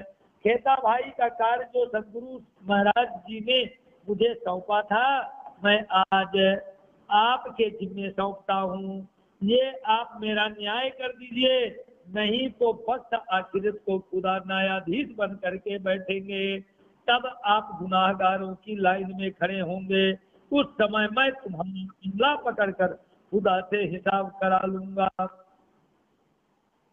जब चला सुल्तान निमाज को ये खड़े रहे बीच राह, ढाई के दामन टूट गई कस्ता। मेरा ठाकुर वापस लौट आए तथा बादशाह जब नमाज पढ़ने के लिए बाहर निकला तो वो पहले से ही राह में खड़े हो गए। जैसे ही बादशाह बाहर आया तो दौड़कर उन्होंने उसका पल्ला खींचा, जिससे शाही लिबास शेरवानी लंबा कोट जो था उसकी कस टूट गई। बड़ा लंबा कुर्ता पहना था, पकड़ के झटका तो कस टूट गई, अर्थात बद्धी जो बांध के रखा था टूट गई। हाय इतमाम जोरावर तब्बर जे सुल्तान, ये कहो हकीकत अपनी मैं सुनो अपने कान। बादशाह के चारों ओर सुरक्षा का प्रबंध अति प्रबल था। ऐसा देखते ही सेना उनको मारने के लिए टूट पड़ी तो बादशाह ने तुरंत ही सबको रोका। कहा, महाराज ठाकुर जी से सारी हकीकत पूछी, तुम अपनी सारी बात कहो, मैं उसे सुनूंगा। लाल लाखों पियावानी कहो सब तेरी बात, तब रुका दिया हाथ में कही सब विख्यात है। मैं अपने गले का बोझ तो डारत हूँ गले तुम्हें, ले हिसाब तुम सो खुदाए के हुक्म है। अब जो कहा था राज महाराज ने कि ये बात कह देना, वही बात स्वामी प्राणनाथ जी ने आज सुल्तान को सुना दी। यह सब कार्य मुझे सदगुरु महाराज जी ने धर्म कार्य हेतु सौंपा था, उसे मैं आपको सौंपता हूँ। बादशाह सलामत, मेरा इंसाफ करो, नहीं तो जब पक्त आखिरत को खुदा खुद न्यायाधीश के तख्त पर बैठेंगे तो उस दिन इंसाफ करा लूंगा। जब हाथ तुम्हारा हाथ में होवेगा खुदाए के, ईसा अल्लाह ताला रोज ईद के तब ले दावत झटक के। तब जवाब सुल्तान ने दिया यो कर इत, यह कलाम दुर्लभ है बखत रोज क़यामत है। यदि मेरा न्याय नहीं करोगे, जब खुद खुदा आखिरत के समय न्यायाधीश बनेंगे तब आप गुनाहगारों में खड़े होंगे। खुद के हुक्म से ईद उल फितर खुदा के इंसाफ का दिन अर्थात आपका पल्ला पकड़ कर इंसाफ कराऊंगा। तब बादशाह ने फिर से सोचा कि क़यामत के दिन के इंसाफ की बात कहना हर मानव के बस की बात नहीं है। श्री महाराज ठाकुर जी से कहा, ऐसा लगता है तुम खुदा के बंदे हो, खुदा के बली हो। जब जवाब सुल्तान ने दिया यूं कर ये कलाम दुर्लभ है बखत रोज क़यामत है। छेटा झटका अपनो देखा तरफ खुदाए, ये सुकर मुझको कबहो कि नहू ना सुनाए। मैं एता तुमको ना कहता पर मुझ ना हुआ जुलूम में, मैं बहुत भटका सब फरियाद करी आगे तुम्हें। बादशाह ने अपना पल्ला छुपाकर खुदा की तरफ ऊंचा मुंह करके देखा और खैर मांगी कि ए मेरे खुदा, मुझे शक्ति दो कि मैं इसका इंसाफ कर सकूं। ऐसा फरियादी कभी भी मेरे दरबार में अब तक नहीं आया। तब श्री महाराज जी ने कहा कि हे बादशाह सलामत, ऐसा मैं आपको नहीं कहता, परंतु मैं विवश हो गया था। एक तो मेरे भाई की मृत्यु हो गई, दूसरे मेरी कुल संपत्ति शेख सलाह ने जब्त कर ली, जिसके लिए मैं आपके दरबार में 2 माह तक भटका हूँ। जब मेरी फरियाद नहीं सुनी गई तो मैंने इस तरह से आपका पल्ला झटका। मैं ऐसा तुमको ना कहता पर मुझ ना हुआ जुलम, मैं बहुत भटका तब फरियाद करी आगे तुम्हें। इंसा अल्लाह ताला करे मैं करूं तेरा इंसाफ हो, तेरा तुझको दिलाऊं कर दिया तो सब माफ। ये तो गया नमाज को फिर ए आए अपने घर, हुआ बखत फजर का भेजे चौकीदार याद करे। बादशाह जब नमाज पढ़ने गया तो महाराज ठाकुर आपस में अपने स्थान पर आ गए। दिन प्रातः बादशाह अपने दरबार में गया तो एक सिपाही को हुक्म दिया कि जिस व्यक्ति ने मेरा पल्ला झटका था उसे बुला लाओ। लाओ उस शख्स को जिंदामन झटका बीत रहा है, का इंसाफ पहले करो। ये है वास्ता खुदा है, चौकीदार पुकारता कौन वह शख्स निशान है, जिन इमाम को पकड़ा फरियाद सुनाई कान है। बादशाह ने हुक्म दिया कि आज सबसे पहले उस व्यक्ति का इंसाफ करूंगा जिसने कल मेरा दामन झटका था। ढिढोरा देने वाला चौकीदार गली गली में पुकार रहा था, कौन वो व्यक्ति है जिसने कल बादशाह का पल्ला झटक कर फरियाद सुनाई थी। श्री जी आप खड़े हटे, कहा वह सकते है हमें, दो बाजू दो पकड़ के खड़े किए तले हुक्म है। जब धामधनी ने कहा, कान्हा जी ने कहा मैं हूँ, तो दो सिपाही पकड़ कर ले जा करके बादशाह के सामने खड़ा कर दिया। पहुंचे हुजूर सुल्तान के, पूछी बात हिंदुस्तान है, हकीकत पूछी इस्लाम की, होकर कहे सुल्तान है। जब मेहराबपुर बादशाह के दरबार में गए, बादशाह ने बहुत ही सम्मान के साथ उन्हें अपने पास का हाल पूछा, इस्लाम की हकीकत पूछी। इस प्रकार आदत सहित बादशाह ने व्यवहार किया। राजी होए बात करी, से फरियाद ना करी दीवान, तब बचाया तिनको मैना छुपाई कान। प्रसन्नता के साथ बातें करते समय बादशाह ने कहा कि आप फिर क्या है, आवाज आई? बोलो प्राणनाथ प्यारे की जय। क्या कहा? समय बादशाह ने कहा कि आपने मेरे दीवान से फरियाद क्यों नहीं की? सब मेहरबान सदा मेहर ही करते हैं। तुरंत दीवान के गुनाह देखकर उन्होंने बादशाह से कह दिया कि हे बादशाह, सलामत मैंने किसी से फरियाद नहीं की। कोई देव कसाला तुमको तो भला चाहिए दिन, धाम छोड़िए तुरंत पीछे फिराओ जिन। मेरे प्यारे सुंदर साथ जी, यहाँ पर ठाकुर ने सलामत की शिकायत नहीं करी, जबकि उसने परेशान किया था, मारने का संकल्प ले लिया था, लेकिन फिर भी महाप्रभु प्राणनाथ जी ने ये नहीं बताया कि सलामत ने मेरे साथ क्या गुनाह किया है, क्या किया। मैंने शिकायत नहीं करी। तो कहा है कि कोई साला तो कोई तुमको कष्ट देता है, उसे भी कष्ट का कष्ट नहीं देना। बुनियाद श्री महाराज ठाकुर के मुख से ऐसा जवाब सुनकर बादशाह बहुत प्रसन्न हुआ। शेख सल्लाह के बारे में जो फरियाद की थी, उसके विरुद्ध उसी समय सख्त को हुक्म दे दिया, हे सल्लाह, तेरा व्यवहार बहुत गलत है, मैं तुझे जड़ से उखाड़ डालूंगा। सब मता इनका सुनत दीजिए तुम, ना तो मार उखाड़ो जड़ मूल से, जो फेरे मेरे हुक्म है।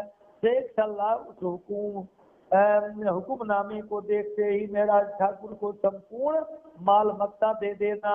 यदि तुम मेरे हुक्म को नहीं मानोगे तो तुम्हारे सारे परिवार को मरवा डालूंगा। इस प्रकार से जिसने सारा सामान जब्त किया था, उसको राजा ने हुक्म दे दिया, आदेश दे दिया कि तुम सारा का सारा सामान ले जाकर इनको दे दो। इन बात लिख करके सोपदार आगे आए खड़े रहे शेख सल्लाह के द्वारा। कागज लिखा, हाथ में करियो किताब है, हुक्म हुआ मुझको इस सख्त के बाबा। देखिए इतना सख्त हुक्मनामा एक सिपाही को भी महाराज ठाकुर के साथ भिजवा दिया। दोनों शेख सल्लाह के द्वार पर पहुंच गए। सिपाही ने बादशाह का हुक्मनामा शेख सल्लाह को देते हुए कहा, महाराज ठाकुर का संपूर्ण माल मत्ता दे दो, मुझे इसी कार्य के लिए बादशाह ने भेजा है। कुंजी बखार की और सामा तब काढ़ के हाथों दई ढील ना करी तब। शेख सल्लाह ने ऐसा सख्त हुक्म पड़ते ही खुल गोदामों की चाबी श्री महाराज ठाकुर को बिना दिया सौंप दी। तो सुनी बात श्री देवचंद्र जी भेजे बिहारी जी श्याम, पहुंचे आए बराबर मुलाकात करी इष्ठा में। इधर स्वामी जी ने पत्र भेज दिया देवचंद्र जी को, और जब खेता भाई के धाम चलने की सूचना महाराज ठाकुर ने सदगुरु धनी देवचंद्र जी को भेज दी। ऐसा दुख भरा समाचार सुनते ही देवचंद्र जी ने अपने पुत्र बिहारी जी तथा गांग जी भाई के बड़े पुत्र श्याम जी को अरब भेजा। दोनों ने अरब आकर महाराज ठाकुर से मुलाकात करी। तब लेखा दिया हाथ में, पहुंची तब सामा, रोजनामा आगे रखा जो लिखा था नामा। तब मेहनत अपनी कर दिखाई बात, पर इनों का ऊपर क्यों एक जात। यहाँ से ती फेर के आए पुरी नौतन, चुगली बालबाई करी जाम के कान। देखिए महाराज ठाकुर ने 4 वर्षों का संपूर्ण बही खाता उन दोनों को दिखाया। उस तिथि तक नगद बचत जो की थी उन सबको भी सौंप दिया, तथा जो लेना था वह दिया, और सामान शेख सल्लाह के द्वारा जला नष्ट कर दिया गया था वह भी जो जलकर नष्ट हुआ था। इन 4 वर्षों में कठिन परिश्रम के साथ बादशाह तथा फरियाद करने का सब बेवरा कहा सुनाया, पर इन दोनों के दिल में एक कुफर बैठ गया कि शेख सल्लाह ने कोई सामान नहीं जलाया, बल्कि श्री महाराज ठाकुर ही खा गए। अब ये ईर्षा जगी कि निश्चित रूप से महाराज ठाकुर ही रख लिए सामान। श्री कृष्ण कन्हैया लाल की जय हो। तो देवचंद्र जी ये इनके अंदर ये भाव आया कि निश्चित रूप से महाराज ठाकुर ही सब कुछ खा गए हैं, ये कहीं जला वला नहीं है। यहाँ से भी फेर के आए पुरी नौतन, चुगली बालवाई करी सुनाई जाम के कान। असंबत 17 हुआ ये मजबूर, सब सामा गई रावर में जिनके लखी कूर। जब महाराज ठाकुर संबत 1708 में पानी सामान जहाज पर लाद करके लाए, तो वहां के राजा ने पहले ही चौकी बैठा रखी थी, वह कुल सामान राजा के खजाने में चला गया। इधर क्या हुआ, दोनों जब वापस आए तो बिहारी जी ने देवचंद्र जी से तथा श्याम जी ने गांधी भाई से उल्टा ही बताया। महाराज ठाकुर ने सारा धन हड़प लिया। देवचंद्र जी एवं गांधी भाई ने उनकी बातों का विश्वास नहीं किया। तब उन दोनों ने मिलकर बालवाई को, गांधी भाई तथा खेता भाई की बहन थी, उन्हें महाराज ठाकुर के विरुद्ध उकसाया। तब बालभाई ने स्त्री बुद्धि के कारण वहां के राजा को श्री महाराज ठाकुर के विरुद्ध प्रार्थना पत्र दे दिया। संबत 17 से 78 हुआ मजबूर है, सब सामा गई रावर में जिनके लिखी अकूर है। तब वो सारा सामान जब लेकर के आ रहे थे तो उसे सौंप दिया, राजा के खजाने में ले लिया गया। तब महाराज ठाकुर जी देवचंद्र जी को प्रणाम करने के गए। इधर देखिए तो सारा सामान जो धर्म के कार्य के लिए लेके आ रहे थे तो उधर राजा के खजाने में चला गया शिकायत के कारण। और इधर महाराज ठाकुर दुखी तो थे ही, और जब गुरु जी के पास प्रणाम करने के लिए आए तो हुआ क्या, महाराज ठाकुर श्री देवचंद्र जी को प्रणाम करने के गए तो देखा कि बालवाई कुएं के किनारे आत्महत्या करने के लिए खड़ी है। उसने श्री देवचंद्र जी से पहले ही कह दिया, यदि ऐसे चोर महाराज ठाकुर को जिसने मेरे भाई का धन हड़प लिया है उनका प्रणाम आपने स्वीकार किया तो मैं कुएं में छलांग लगा दूंगी। हे भगवान, ऐसा दुष्ट जीव रहे। अब देखिए, एक तो जो धन भेजा महाप्रभु प्राणनाथ जी ने उसको दिया नहीं, और उल्टे बोल दिया कि महाराज सब खा लिया। अब जो लेके आ रहे थे उसे भी शिकायत करवा के सारा धन खजाने में डलवा दिया, और कहा कि अगर ऐसे व्यक्ति का प्रणाम स्वीकार करोगे तो कुएं में कूद के मर जाएंगे। अब भला ऐसे समय में सदगुरु क्या करते। महाराज ठाकुर संबत 1708 में जब लेके आ रहे थे, इधर इसने शिकायत कर दी। कहा देखो जोर ए माया बे धनी धाम, और हल्की या को जिन गिनो या के रंग में बहोना नाम।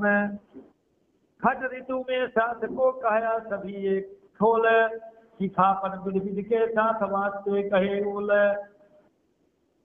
हे मेरे प्यारे सुंदर साथ जी, ये माया है, माया छलबाजी रंगदारी, बचे कोई बेहद के व्यापारी। यहाँ नौतनपुरी मिने रहे बरस दोए, गए न देवचंद्र जी पास, अरख मिलने को बड़ो होए। महराज ठाकुर निराश होकर के अपने घर आ गए। 2 वर्ष घर में रहते हुए देवचंद्र जी के दर्शनों के लिए नहीं गए, परंतु उनके दर्शनों के लिए मन में तीव्र चाहना लगी रही। हर समय अपने घर को अंदर बिराने बिलखते रहे। देवचंद्र जी ने बुलाया और ना ही मिलने के लिए गए, इसलिए मिलाप नहीं हो सका। भात भात लिखे यहाँ घर के बीच में आ, नावे बुलावे ना ये जाए तो क्यों कर होए मिलाप। देखो जोर ए माया को दिखावो धनी धाम, हल्की याके जिनों याके रंग में बहो न थाम। प्यारे सुंदर साथ जी, ये माया का बल देखिए। सदगुरु देवचंद्र जी को जब प्राणनाथ जी प्रणाम करने गए तो देवचंद्र जी ने चुपचाप मुख मोड़ लिया। करते क्या, बेचारे मुसीबत है, अगर प्रणाम स्वीकार करते तो वह मालवाई कुएं में कूद के मर जाती। अब जो होगा बाद में देखा जाएगा। जानते तो सब थे, लेकिन फिर भी प्राणनाथ जी का प्रणाम देवचंद्र जी ने स्वीकार नहीं किया। तो प्राणनाथ जी भी दुखी भये, महाराज भी दुखी हो गए और चुपचाप रोते बिलखते लौट गए। 2 साल हो गया, ना देवचंद्र जी बुलावे और ना प्राणनाथ जी महाराज जाएं। तो इस प्रकार से खट ऋतु के में साथ को कहा सभी ये खोल, शिखापन विध विध के साथ वास्ते कहे बोल। प्रसंग की कुल हकीकत कुलजम स्वरूप की खट 5वें प्रकरण में खोल कर कह दी गई है। सुंदर साथ को उसमें हर तरह से शिखापन के शब्द का धाम धनी के चरणों से मरने तक की विमुख नहीं होना। एक दिन भवजानी के वचन सुनने के जोर, तब प्रात उदास होए के गए धरोल आप कर जोर। अच्छा, अब महाप्रभु प्राणनाथ जी 2 वर्ष बीत गए, 2 वर्ष का समय बीत गया, लेकिन वो अब जो है ना तो गुरु जी के पास जाते हैं और ना गुरु जी बुलाते हैं। देखिए थोड़ा लेट तो हो ही गई थी और थोड़ा सा 10 मिनट का समय और लगेगा, इस पन्ने को पूर्ण करना ही पड़ेगा। तो हुआ क्या कि जब इस प्रकार से दुखी बैठे हैं तो उनकी जो भौजाई जी थी, जिनके शामलिया जी की पत्नी थी, और वही शामलिया को गोवर्धन और महाराज मारने के लिए दौड़ पड़े थे जब गुरु को दुर्वचन कहा था। तो गुरु जी को जब दुर्वचन कहा तो अपने बड़े भैया को मारने को दौड़ पड़े दोनों भैया। तो आज वो भाभी कहती है, क्या बात है, वह गुरु जी के चक्कर में भाई को मारने आए थे ना, अब उसी भाई के यहाँ आकर के टुकड़ियां खा के रह रहे हो। अब इस प्रकार से भाभी का शब्द सुना नहीं गया। उनसे क्या ताना मारती है कि जिस सदगुरु के बदले में भाई को मारने के लिए दौड़े थे, यदि वह जिंदा नहीं होता तो आज किसकी कमाई खाते, मारने। तब प्राणनाथ जी ने आज घर छोड़ दिया और यहाँ से की फेर के गए काला जी पास, कहाँ जाए रोजगार की दिल में राखी आस। कला जी के पास रहे बरस दोए, या उपरांत गुजरात 8 महीने रहे सोए। इस प्रकार वहां से चल करके उस रोजगार की इच्छा से कला जी के यहाँ जाकर दीवान पद का भार ले लिया। 2 वर्ष दीवानगिरी का कार्य करते हुए आगे फिर वहां से उसके पश्चात दीवान पद होने के कारण अपने राज्य का कर टैक्स चुकाने के वास्ते अहमदाबाद गए। इस कार्य में उनको वहां 8 महीने लग गए। फिर आए गुजरात से, कला में मांगी बख्शीश है, संबत 1700 बरोत्तरे आऊं पाऊं सीख है। अब मोह से दुनिया का होए नहीं व्यवहार है, एक दिन एकांत में सेवे धनी निर्धार है। और एक दिन तो कला जी से स्पष्ट कह दिया धनी जी ने, प्राणनाथ जी ने, कि मुझको ये दुनिया का कार्य अब नहीं हो पाएगा,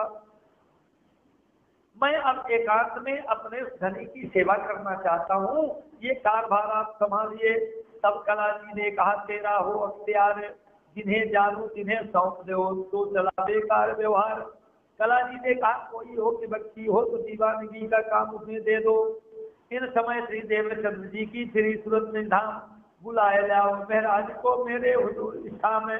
और इधर 2 वर्ष का समय जो यहाँ बीता है वो 2 वर्ष तक देवचंद्र जी और प्राणनाथ जी का महाराज ठाकुर का बिछोहा रहा। देवचंद्र जी तड़प रहे हैं लेकिन कह नहीं लगते। अगर प्राणनाथ जी को बुलाते हैं तो बिहारी जी मरने को तैयार है, बाल भाई तो कुआं में कूदने को तैयार ही थी। देखिए तो अब परेशान है, लेकिन सदगुरु देवचंद्र जी अब विचार कर रहे हैं कि तो अब तो घर जाने की समय आ गई, जब तन को छोड़ने वाले हैं। इसलिए उन्होंने सुंदर साहब से कहा कि कोई भी जाकर तुम महाराज ठाकुर को अब बुला लाओ। आई बालवाई गुलाब ने जिनको दिया जवाब, मैं काम छुड़ाए के आवत हूँ सिताब।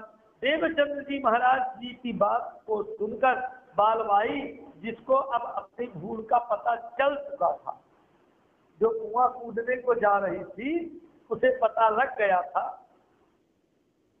कि प्राणनाथ जी की कोई गलती नहीं थी, उन्होंने कोई धन हड़पा नहीं था, ये बिहारी जी बिना मतलब के लांछन लगाए थे, मेरे कारण ही महाराज ठाकुर को कष्ट पहुंचा है। तो तुरंत ही कला जी के पास गई। महाराज ठाकुर ने उत्तर दिया कि हे बालवाई तुम चिंता ना करो, मैं शीघ्र ही अपनी जगह दूसरे व्यक्ति को सौंप करके सदगुरु महाराज के चरणों में आ जाऊंगा। खैर बिहारी जी आए, मांगी अंबर कस्तूरी, सुन बिहारी जी की बात दिल में धरी। और फिर बिहारी जी को फिर से भेजा कि जाओ प्राणनाथ को बुला लाओ। तो आए और महाराज ठाकुर से बोले पिताजी ने अंबर कस्तूरी मांगी है, तो अंबर कस्तूरी मंगाई है। महाराज ठाकुर बिहारी जी की बात को सुनकर दिल के भाव को जान गए और उस बात को अपने दिल में रख लिए। अंबर इत्र कस्तूरी मंगवा करके दे दी। बिहारी जी को कह दिया सदगुरु महाराज जी से कह देना कि मैं कल तक उनके चरणों में हाजिर हो जाऊंगा। मंगाए कस्तूरी अंबर ले चली फादर, मैं भी कदमों तले आवत हूँ फजर। अपना काम काज सब किया छोड़ने का उदम, मैं यहाँ से फारक हुए के पहुँचूं आए कदम। तब महाराज ठाकुर ने अपना काम काज छोड़ने का उपाय किया और कहा मैं जल्दी अपने काम से खाली होकर फुर्सत होकर सदगुरु के चरणों में हाजिर हो जाऊंगा। यों करते बिहारी जी को फेर के भेजे श्रीराज, तुम पिताजी जाए के लायो बुलाए श्रीराज। अब देखिए कितनी दुश्मनी आज क्यों न हो भाई। पहले अभी बिहारी जी को बार बार भेज रहे कि जाओ बुला लाओ, महाराज को बुला के लाओ, तो ये जाते हैं और जाते बस वही कुर्सी मांगा है अंबर कस्तूरी, याद कर रहे हैं तुमको बोल रहे थे तो वो दे देते हैं। अब कुछ कहते नहीं है, मिलते चले आते हैं। प्राणनाथ जी समझ तो रहे हैं कि कुछ न कुछ है, लेकिन ना वो कोई कहते हैं ना जा रहे हैं। अब देवचंद्र जी प्राणनाथ जी के लिए तड़प रहे हैं, कहते हैं सैयन को सिद्ध की कहा खानू, अब मुंह को मत्थन मैं बातें करो सिद्धो। देवचंद्र जी ने कहा तुम उस महाराज ठाकुर को बुला कर लाओ। सिंधी भाषा में सदगुरु के प्रति भजन बनाकर सुंदर साथ को सुनाया करते थे कि मेरे एक मत्थे पर करोड़ मुख हो जाए, जान हुन कोड़ धड़ धड़ कोड़ मत्था मत्था मत्था कोड़ मुंह मुंह कोड़ जिभ्यन। भजन में ये भी जीव बताया है कि मेरे जीव यदि करोड़ धड़ हो जाए, एक एक धड़ पर कोट कोट मत्थे हो जाए, एक पर कोट कोट मुंह हो जाए और एक एक मुंह में कोट कोट जिभ्याएं हो जाए, इतनी जिभ्याओं से भी सदगुरु महाराज यदि मैं आपके गुण गिनना चाहूँ तो गुणों की गिनती कैसे हो सकती है। केवल अपनी अंगना जानकर चरणों में लिया, इस एक बात का भी बयान नहीं कर सकते। जितना मेरी तो ही जाता थे गुण है, बाल कोई के इकड़ी पुत्री के नाम सगन है। आए बिहारी जी फेर के बात करी इशारत है, आप आपको औसत चाहिए इसे। फिर आकर के वही कहते आज कितनी बार हो गया बिहारी जी को भेजते कि मेरे बेटे जाके बोल दो इंद्रावती की आत्मा धाम में खड़ी रो रही है, मैं परमधाम जा नहीं सकता हूँ, जल्दी बुला के लाओ। बिहारी जी महाराज को बुलाने के लिए तो आए, लेकिन यहाँ कहा कि पिताजी का स्वास्थ्य ठीक नहीं है, इसलिए कुछ औषधि चाहिए। तब कहा कि महाराज ने मैं आवत हूँ, कछु काम रहा है, मैं इसके गले डालत है। देवचंद्र जी के दिल में रही बात अटक है, फेर कहे बुलाओ महाराज रहे खटक है। तब बिहारी जी ने कहा तू फेर करते याद है, हम तो कहीं थके फेर कर बाद है। वाह! जब बिहारी जी ने कहा कि तुम लोग कोई जाकर के महाराज को बताते क्यों नहीं, तो देवचंद्र जी को बिहारी जी ने उत्तर दिया कि आप जिस महाराज को बार बार याद करते हो, हम उन्हें बुला करके थक गए, वो आते नहीं है। अब आप बार बार याद कर रहे हो और जाकर बताते नहीं है और झूठा ही बोल रहे हैं कि वो आते नहीं। तब बिहारी जी को कहा तुम बुलाए लाओ, मैं धाम दरवाजे पर इंद्रावती करे रुदर। ये वचन सुन के बालबाई पहुंची धाए, महाराज तुम्हें क्या हुआ, ऐसे बुलाने आए। देवचंद्र जी तुमको याद करे फेर मैं धाम जाए न सकूं रहा इन खातर। तब वही बालबाई आज जाकर पहुंचती है महाराज जी के पास, प्राणनाथ जी के पास, और कहती है कि महाराज तुमको क्या हो गया है, धाम धनी तुमको याद कर रहे हैं, बिलक रहे हैं, तुम्हारे बिना बोल रहे मैं धाम नहीं जा पा रहा हूँ, जल्दी बुला के लाओ। और इस प्रकार से तुम्हारे लिए रो रहे हैं और तुम इतने निष्ठुर हो गए कि गुरु जी के बुलावा पर आ नहीं रहे हो। तब महाराज ने कहा मोटो कही न किनिए बात, मोटो तब ही आवत है जो ऐसी जानो विख्यात। रामनाथ जी कहते हैं कि मुझको तो किसी ने कहा नहीं, अगर कोई मुझको कहे होते तो मैं एक पल विलंब ना करता, मैं तो शीघ्रता से जाकर के मिल जाता। तब कारभार सब डाल के वो बिना किताब आप रहते थे जिनको दे आए जवाब है। संपत 1772 श्रावणवती अष्टमी मिला श्री देवचंद्र जी सो कहो बाते जमी। इस प्रकार से सारा कारभार जहाँ जिसके था सब का तो सौंप दिया। कला जी के जाकर के त्याग पत्र दे दिया प्राणनाथ जी ने, और वहां से चल करके आज संपत 1712 में देवचंद्र जी के चरणों में आकर के प्रणाम किया। महामत कहे दास जी ये नौतनपुरी की भी तक है, तो इन समय को शोभान देऊं सब सके, शोभान देऊं सब सके। अब आप धाम के धनी प्राणनाथ जी फरमाते हैं कि नौतनपुरी की हकीकत इस प्रसंग को याद करना, इस प्रसंग में जो संशय वाली बात है उसे मिटा देता हूँ। इस प्रकार से ये मेरे प्यारे सुंदर साथ जी, आइए फिर से वाणी को दोहराते हैं। महामत कहें ये साथ जी ये नौतनपुरी की भी तक है, याद करो इन समय को शोभान देऊं सब सके, शोभान देऊं सब सके। प्रकरण 1522 691। बोलो कृष्ण कन्हैया लाल की जय हो।